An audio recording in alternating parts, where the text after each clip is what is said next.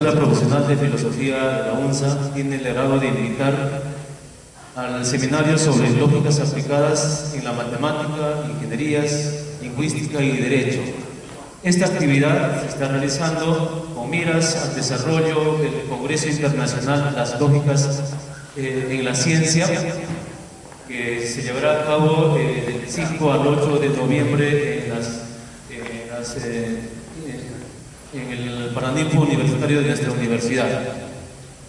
Entonces, este evento que estamos realizando nos va a permitir acercarnos más al desarrollo y la aplicación de la lógica en las diversas disciplinas. En este seminario, como primera participación, tenemos la presencia del doctor Aldo Sarmiento Guevara. El doctor es integrante de la primera promoción de la Escuela Profesional de Matemática en la UNSA. Es magíster en matemática por la Pontificia Universidad Católica del Perú. Actualmente es docente principal del Departamento Académico de Matemática de la Facultad de Ciencias Naturales y Formales. Tiene más de 35 años de experiencia en la labor docente superior. Su presencia nos es muy grata porque va a compartir con nosotros información que está directamente relacionada con la lógica en el campo de la matemática. Específicamente nos va a hablar acerca de la lógica simbólica. Para recibirlo con un fuerte aplauso, presentamos al doctor Aldo Sarmiento Guevara. Muy buenos días, señor director de la Escuela Profesional de Filosofía, señores docentes, señores estudiantes. En efecto, las jornadas de trabajo en matemática superior que he tenido me hacen visualizar a la lógica como un ente fundamental en el desarrollo de la matemática. Nosotros los matemáticos, desde nuestras primeras formaciones en la especialidad de matemáticas, estamos acostumbrados a simbolizar todas nuestras operaciones, nuestras oraciones, nuestra forma de comunicación, etc. La lógica, entonces, es un fundamento totalmente importante para el desarrollo de la matemática. Solo que me imagino que, a diferencia de los otros profesionales, nosotros simbolizamos todas nuestras actividades matemáticas, todas nuestras actividades lógicas. La matemática no podría existir sin un fundamento lógico. Entonces, el punto de partida para dictar cualquier parte de la matemática de nosotros es la lógica.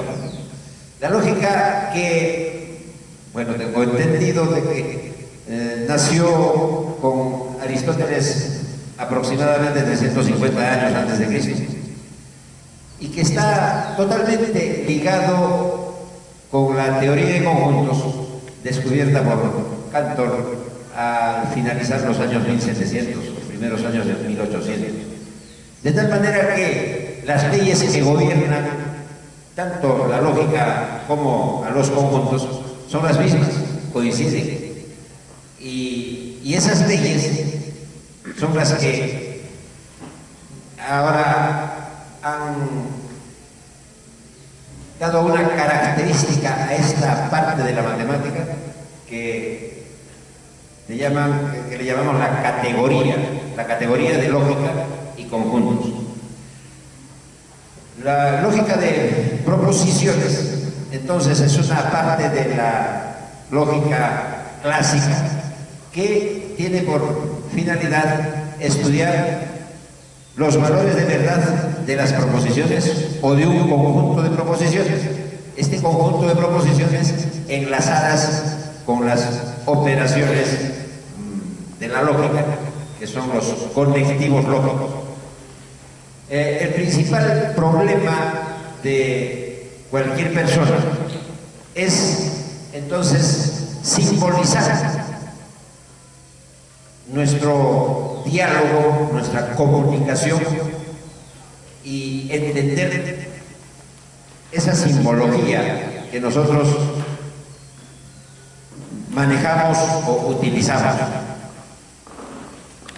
Las proposiciones que nosotros,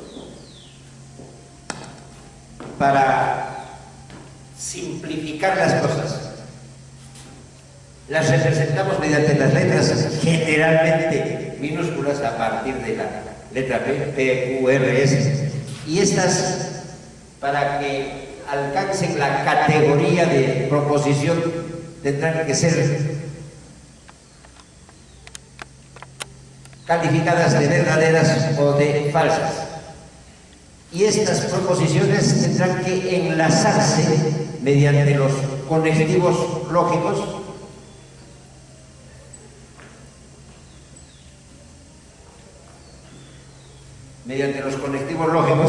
que son operadores matemáticos que trabajan con el conjunto de proposiciones. Para asemejar un poco, este es un operador. Él solo, así como está presentado ahí, no tiene importancia. Simplemente lo conocemos en el mundo como el operador de la adición. Pero si nosotros le ponemos dos números, ¿no es cierto?, nos da por resultado otro número. Este operador, dependiendo en el conjunto en el que lo trabajemos, ese conjunto puede ser N, Z, Q, R, etc. Adquiere propiedades propias de este operador. ¿No? Por ejemplo, en el conjunto L cumple con las propiedades de clausura, conmutativa, asociativa,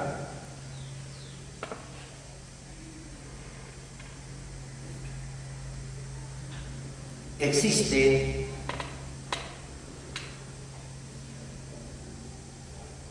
el neutro y más bien no existe el inverso. En este conjunto no se puede hablar de un inverso de este operador. En el conjunto Z son estas mismas propiedades, pero ahí sí hablamos de que existe el inverso. Es decir, dado un elemento del conjunto Z, es posible encontrar otro elemento en este mismo conjunto, de manera que A más ese elemento me dé el neutro de esta operación. Este es un elemento neutro. Entonces, así vamos construyendo diferentes conjuntos más grandes cada vez y vamos estudiando sus propiedades, estas 5 propiedades, más una sexta propiedad que combina otra operación, otro operador, que le llamamos de multiplicación. Bueno, entonces, los matemáticos, para que las operaciones lógicas se parezcan a las, o tengan las mismas propiedades que estas operaciones universalmente conocidas, les hemos también asignado algunas propiedades a estos operadores. El funcionamiento de una proposición, que puede ser verdadera o falsa, no hay posibilidades intermedias entre lo verdadero y lo falso. Tampoco puedo encontrar otros valores de verdad para una proposición. Por ejemplo, esta forma de estudiar a una proposición cualquiera la identificamos con el funcionamiento de un interruptor. Ese que nosotros usamos todos los días. ¿Qué hace el interruptor? Hace posible que la electricidad pase desde A hasta B. Si apretamos una tecla, este interruptor va a dejar pasar la electricidad de A a B.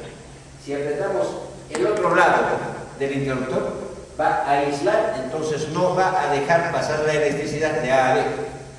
Esa identificación entre una proposición y el funcionamiento del interruptor es el que hace posible que, y digamos que la matemática la estamos aplicando. En este caso sería la lógica, es una aplicación de la lógica o de la matemática, ¿no? Desde la forma de presentar a la proposición al funcionamiento del interruptor. Decimos que el interruptor entonces es verdadero cuando la electricidad pasa desde A hasta B.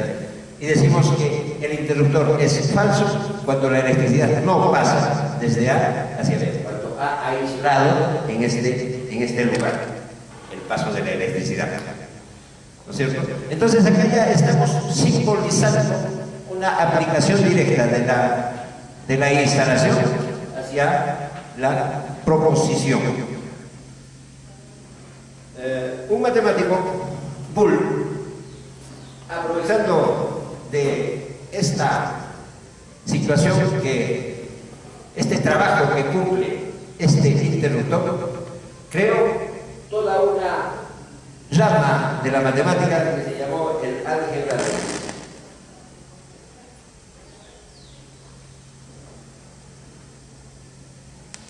El álgebra de Boole. El álgebra de Boole se utiliza, bueno, la que ahora es utilizada con muchísima frecuencia en los campos de la electrónica y de la electricidad.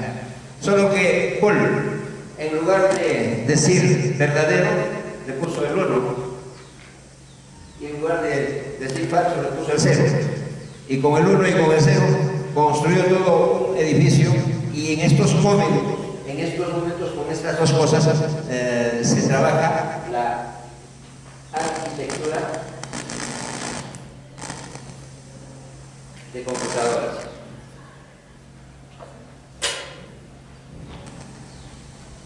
En lugar de el I y el O, que es muy conocido para nosotros, en la arquitectura de computadoras se utilizan otros símbolos. Por ejemplo, entrada y salida, y para el otro lado. Estas son simplemente diferentes formas de presentación de los operadores.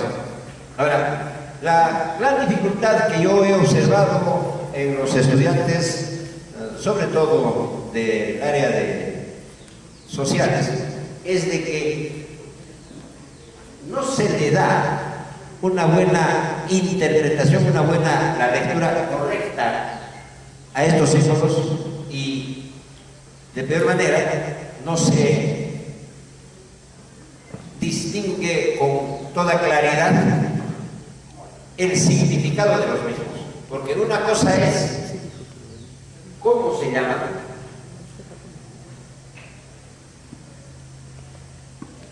otra cosa es cómo se lee, y otra cosa es qué significan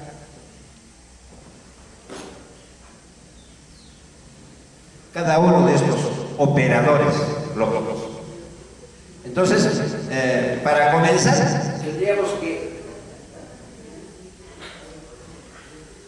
estar seguros de estos tres aspectos sobre estos operadores lógicos.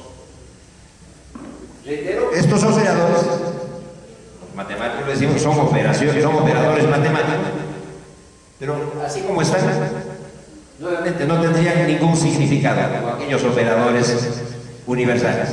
Tenemos que antecederles, tenemos que ponerles a cada uno de estos operadores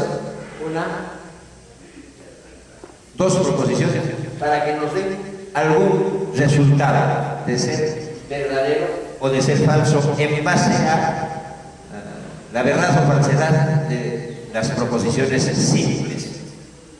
Ahora, podemos complicar un poco más estas proposiciones, podemos complicar poniéndoles más signos de colección o más otros operadores. Y finalmente trataríamos de estudiar el valor de verdad o falsedad de toda esta proposición compuesta. Por ejemplo, bueno, y después de que esto se había hecho 350, 400 años antes de Cristo, les estaba diciendo que a las finales de los años 1800, un matemático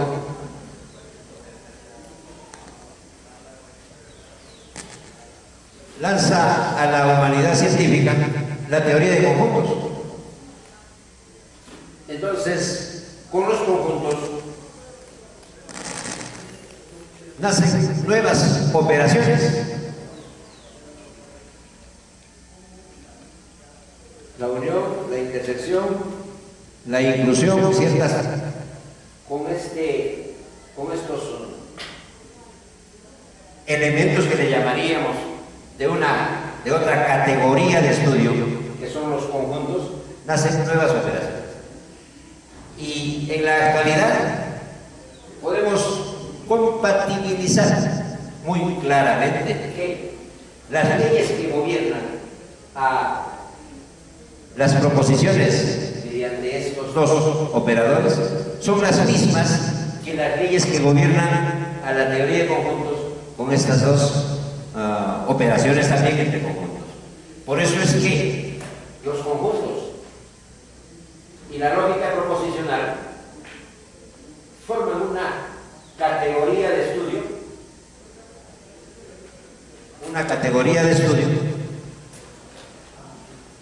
en la matemática. Y esta categoría de estudio es la que compatibiliza las leyes de las proposiciones y las leyes de las operaciones con conjuntos. Por ejemplo, decimos que la operación disyunción es una operación que satisface algunas propiedades. La idempotencia. ¿Por qué? Porque P o P da por resultado la misma proposición P. De la misma manera, la unión de conjuntos satisface la idempotencia. ¿Por qué? Porque A unión A da por resultado al mismo conjunto A. Si encontráramos algún operador que al operar dos objetos cualesquiera nos dé por resultado el mismo, le diríamos que este operador es un operador idempotente, así como lo es este operador, así como lo es este operador. Y así vamos construyendo una serie de leyes. La idempotencia es una de ellas, la conmutativa es otra, la asociativa, la absorción, la existencia de la identidad y las leyes de complemento.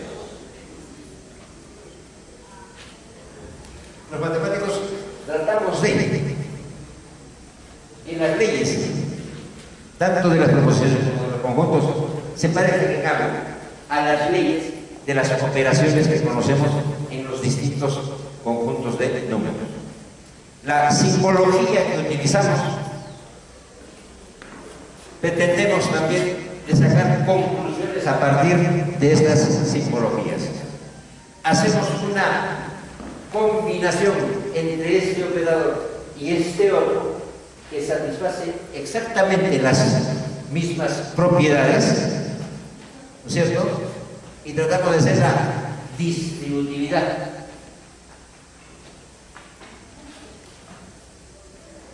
La ley de distributividad. Cuando trabajamos con estos operadores en el conjunto de números y decimos A por B más C satisface la ley distributiva, significa que este número que está fuera del paréntesis tengo que multiplicar por cada uno de los números que están dentro del paréntesis. Cuando estoy haciendo esa operación, estoy diciendo que estoy aplicando la distributividad, la distribución. Se multiplica primero A por B y después se multiplica A por C y esos dos resultados parciales se suman. Esta ley de distributividad no se puede dar de esta operación para con la otra. Es decir, si quiero hacer A más B por C, en este caso no funciona ya la distribución. Ya no es posible hacer distribución con estos dos operadores. Mientras que, maravillosamente, con estos dos operadores sí se puede hacer la distribución. Es decir, PO, P y Q es la distribución, perdón, PO, Q y R. La distribución de acá sería P o Q, P o R, y estos dos resultados parciales los conectamos con la conjunción. Y de la misma manera, la otra distribución, PI, Q, R, se distribuye P con cada uno de ellos, P y Q, P y R. Acá funciona muy bien la ley distributiva, de un operador con el otro y del otro operador con el anterior.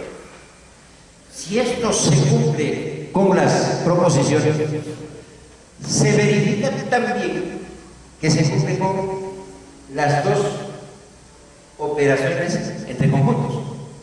Es decir, A unión B intersección C se distribuye, ¿no es cierto? Este conjunto se distribuye con cada uno de los conjuntos que están dentro del paréntesis. Entonces este es A unión B, A unión C, y enlazados por la operación de intersección. De la misma manera, esta operación con la otra se distribuye A con B, A con C, y se enlazan estos resultados parciales. Afortunadamente, para que el trabajo no sea demasiado tedioso, porque en matemáticas hacer una demostración de alguna propiedad tiene que ver con hacer la demostración utilizando proposiciones. Cuando decimos que dos conjuntos son iguales, cuando tienen los mismos elementos. Para hacer una demostración formal de esta igualdad, tendría que darme un elemento que esté en el conjunto de la izquierda y comprobar que ese elemento está también en el otro. Primera etapa. Segunda etapa, darme un elemento cualquiera en este conjunto y demostrar que el elemento que me estoy dando acá está también en el otro. Entonces con eso estaría demostrando que cualquier elemento del primer conjunto está en el segundo conjunto y cualquier elemento del segundo conjunto está también en el primero. Por lo tanto, los conjuntos tienen los mismos elementos y llegan a ser iguales. Solo que ese proceso utiliza mucho de las leyes acá, en la categoría de las proposiciones. Así es que Estas leyes las demostramos de una manera, demostramos entre comillas, porque no es una demostración, utilizando los diagramas de Venn. Los diagramas de Venn son figuras geométricas cerradas que representan conjuntos. Y, por ejemplo,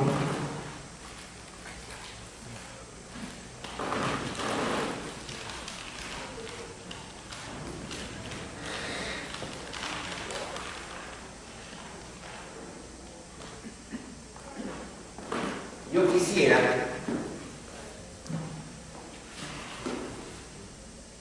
demostrar algunas leyes de los conjuntos para que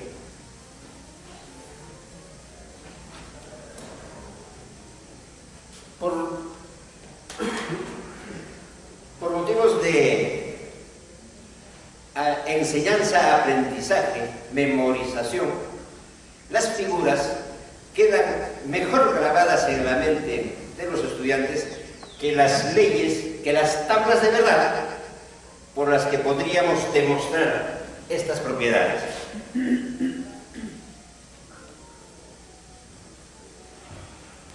Entonces, por ejemplo, la ley de absorción para la unión A unido con A intersección B, ¿cierto? Tendría que elaborar un diagrama de B para estos conjuntos A y B. Cuando hay que, bueno, claro, las técnicas de sombrear las operaciones con conjuntos también tienen que aprenderse desde cuando se da la presentación de los conjuntos, ¿no? Para sombrear la unión se raya el primer conjunto en un sentido y el otro conjunto en el mismo sentido, porque es una unión. El otro conjunto es este. El otro conjunto es lo que estoy rayando de negro, pero en el mismo sentido. ¿Cuál es el resultado de la operación? ¿Cuál es el resultado de la operación? Todo lo que está rayado en el mismo sentido. Es decir, ha resultado el mismo conjunto A. Si previamente yo hice la identificación entre las operaciones lógicas con las operaciones de conjuntos, esta proposición de absorción para la unión es la misma que la absorción, pero para proposiciones. Es decir, PO, P y Q tiene que ser lo mismo que P. Esa identificación he tenido que hacerla previamente para llegar a esta conclusión. Estoy seguro que para cualquier estudiante se va a grabar con mayor facilidad esta figura que la tabla de verdad que le corresponda a esta proposición. ¿Verdad? Si acá hay las proposiciones P y Q, el resultado que vamos a obtener ahí va a ser exactamente el mismo que el de la proposición P. Pero, decía, por motivos de didáctica, mejor lo presento de esta manera, la ley de absorción, que de la otra manera. Y después la identificación entre las operaciones con conjuntos con las operaciones de proposiciones. Entonces, es preciso y es necesario conocer bastante bien cuáles son las leyes y qué significan, tanto en las operaciones lógicas como en las operaciones con conjuntos. Hay que dar una explicación amplia de cada una de ellas, ¿no? Por ejemplo, la idempotencia entre conjuntos y entre proposiciones tienen el mismo significado. A unión A es A, P o P da por resultado la misma proposición P. Y asociada a estas leyes que nosotros los matemáticos le llamamos universales, no sé si los otros profesionales trabajen también con estas mismas leyes. Existen algunas otras. Por ejemplo, la equivalencia de la proposición condicional con la disyunción, pero negando el antecedente, ¿no? La proposición P condición Q es equivalente a la proposición no P o Q. Y esto lo demostramos muy rápidamente.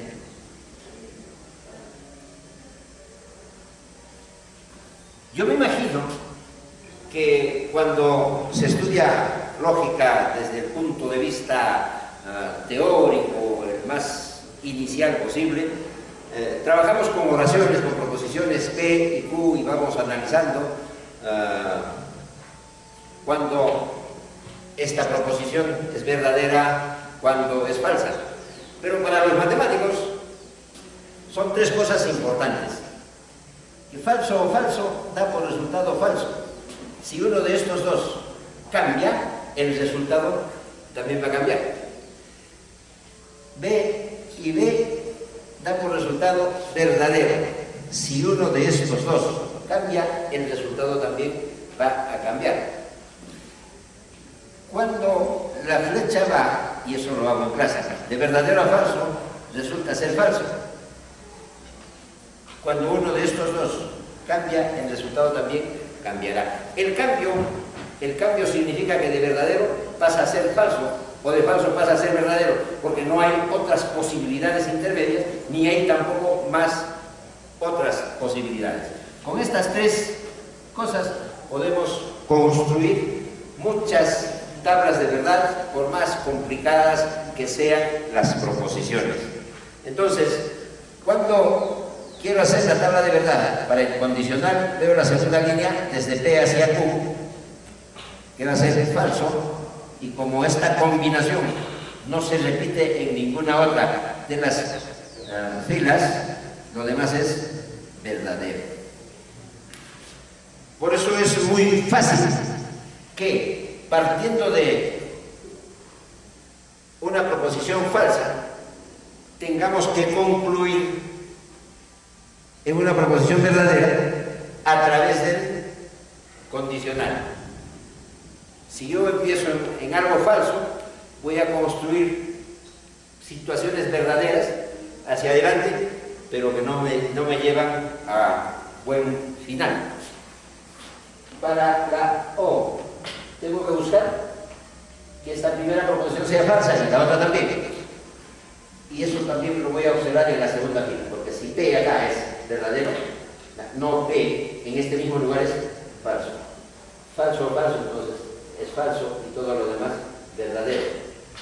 Y como este es un bicondicional, resulta ser, bueno, la proposición entre corchetes resulta ser una tautología, y la proposición de la izquierda es equivalente con la proposición de la derecha. En algún ejercicio podré reemplazar aquella proposición por esta y puedo construir, hacer operaciones un poco más complicadas con las proposiciones, con estas dos. Reemplazar esta por la otra o la otra por esta es lo mismo. En la solución de algún ejercicio. Bueno, entonces es esto lo que yo quería comunicarles, que los matemáticos simbolizamos a nuestras comunicaciones. Estamos comunicados por 3, 4, 5, 6 frases, y cada frase le ponemos un símbolo, una proposición, y vamos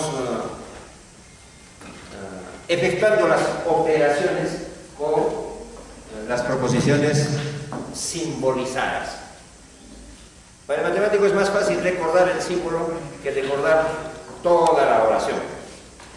Recordar las leyes con los símbolos que recordar las leyes con las oraciones completas de un texto.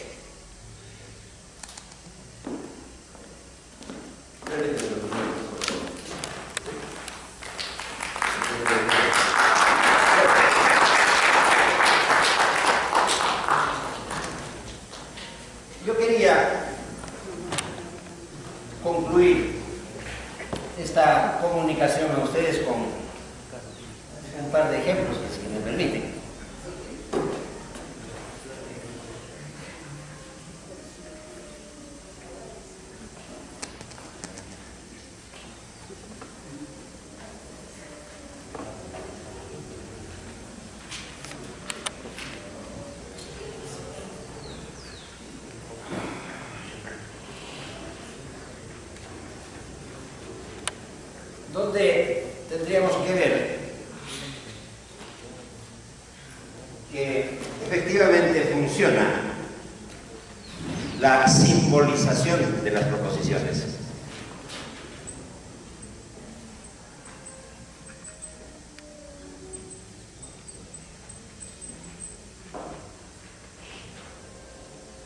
Yo quiero expresar la negación de esta proposición. Si estudias, aprendes. Posiblemente, si es que lo vemos desde un punto de vista textual, podríamos decir, si estudias, no aprendes, si no estudias, no aprendes. Es decir, el lenguaje común y corriente nos podría conducir a equivocaciones, pero el lenguaje simbólico con toda seguridad que no va a conducirnos a equivocaciones. En esta oración el idioma español nos está abreviando el término entonces, que debería seguir normalmente para que la oración sea completa.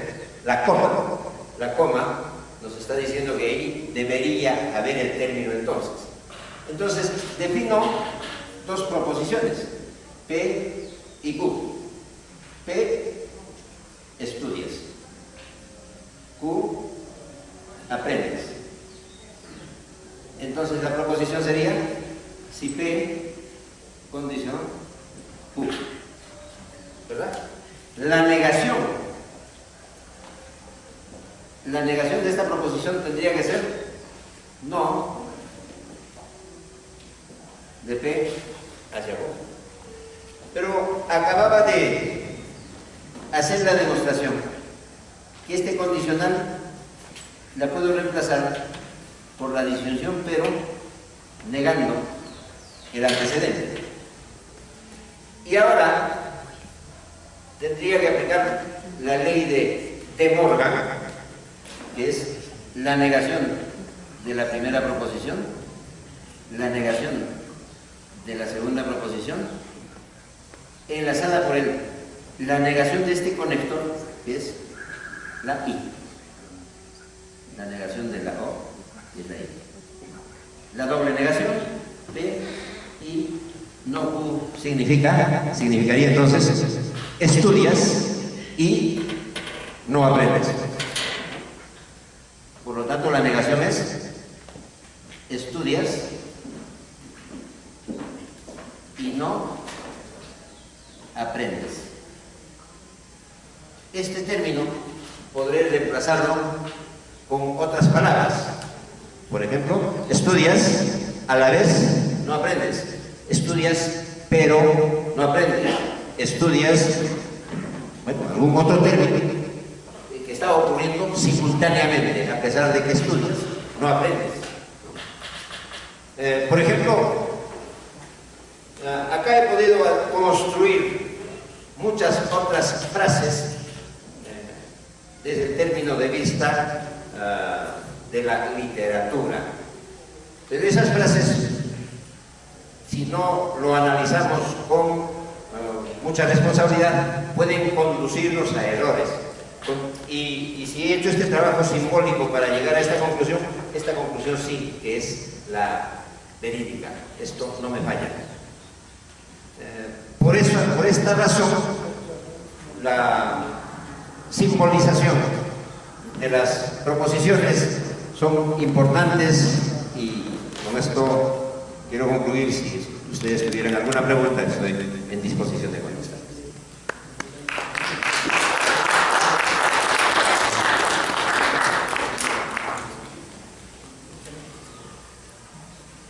Sí.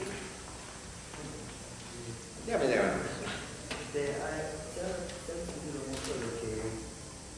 Si bien esta simbolización de las proposiciones nos llevan a hacer lo que es estos valores, verdadero o falso, pero en el camino, cuando por ejemplo si hay funciones variables, muchas variables, hacer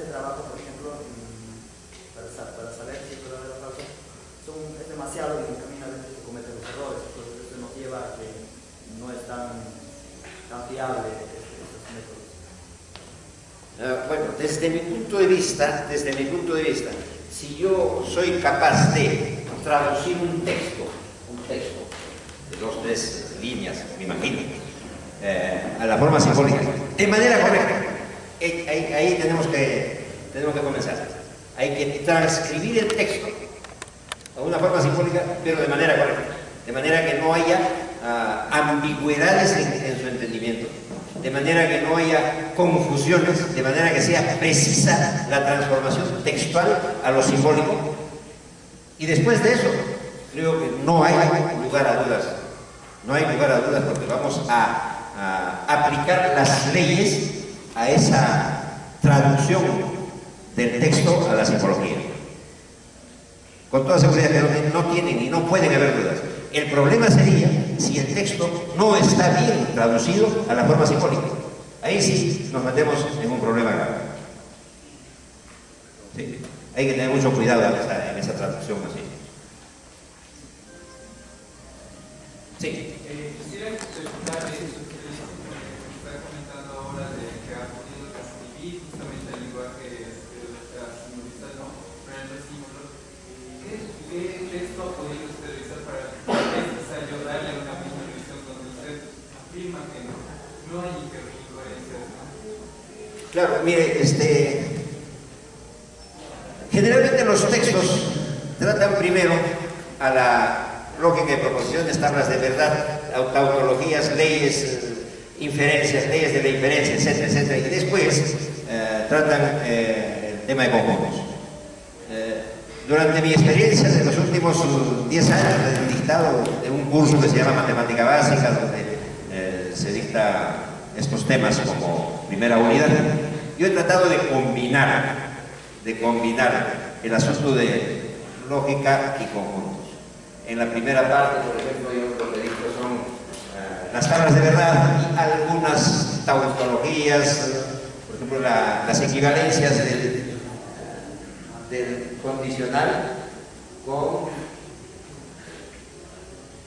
creo que llaman recíproco, el condicional con la disyunción, la diferencia simétrica, que es la negación del bicondicional. Son equivalencias sencillas que tendríamos que memorizarlas para continuar. Después de esto hago las operaciones con conjuntos.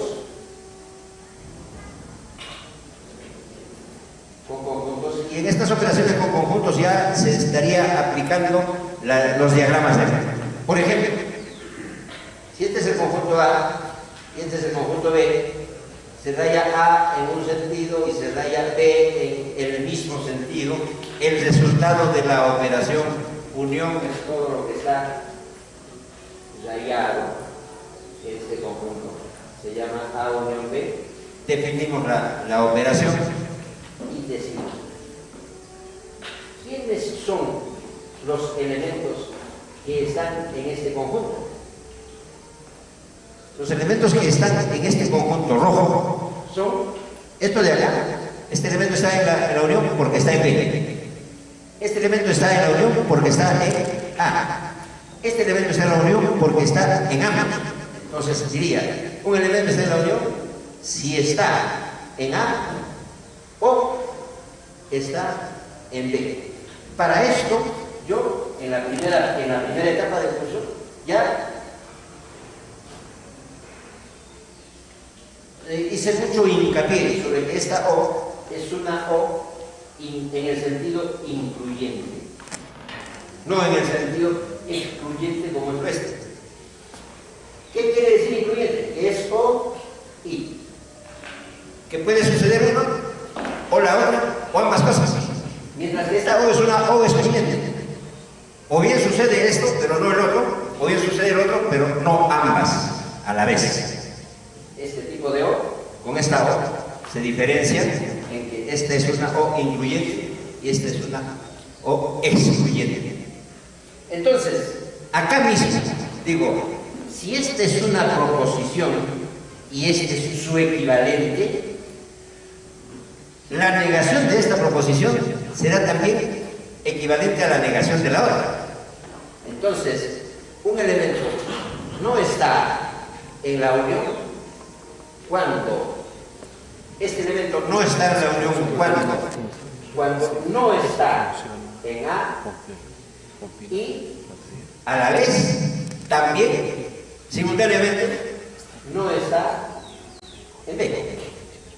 Entonces, desde este momento, antes de ver las leyes formalmente, me estaría dando cuenta ya que la negación de este operador es el otro operador, ¿verdad? Entonces, si esta es una proposición y este es su equivalente, la negación de la primera tiene que ser equivalente a la negación de la segunda. Entonces, y esto lo hago en el diagrama de Venn, y si es necesario, si es preciso para un mejor entendimiento, podemos hacerlo también mediante tablas de verdad, mediante proposiciones. ¿Sí? Eso es lo que yo he percibido de la enseñanza. Que es más fácil que un estudiante recuerde la figura y a que recuerde la tabla de verdad. ¿Sí? Bueno, respecto a otra consulta que quisiera hacer. ¿Usted entonces ve que existe la posibilidad, por ejemplo, a la hora de estructurar un ensayo, ¿no? ¿Cómo esto se podría aplicar a la enseñanza, ¿no? Misma? Porque a veces se tiene un poco, ¿no? Justamente de la proposición, no se tiene muy bien reglamentadas estas leyes que también son importantes, ¿no? A la hora de estructurar las proposiciones, etcétera, ¿no? En efecto, la experiencia misma tiene que salir ahí, ¿no? Por ejemplo, decir que P o Q es lo mismo que decir Q o P. Esto tiene que ver con la ley conmutativa de las operaciones. A unión B y B unión A, si a este le llamo, si acá primero sobre E rayé A y después B, pero están rayados en el mismo sentido, sería lo mismo que rayar primero B y después A y concluir que la unión es el mismo conjunto. Entonces esta figura me estaría demostrando esta propiedad, y si voy a asociar la operación unión con la disyunción, inmediatamente llego allí. Okay.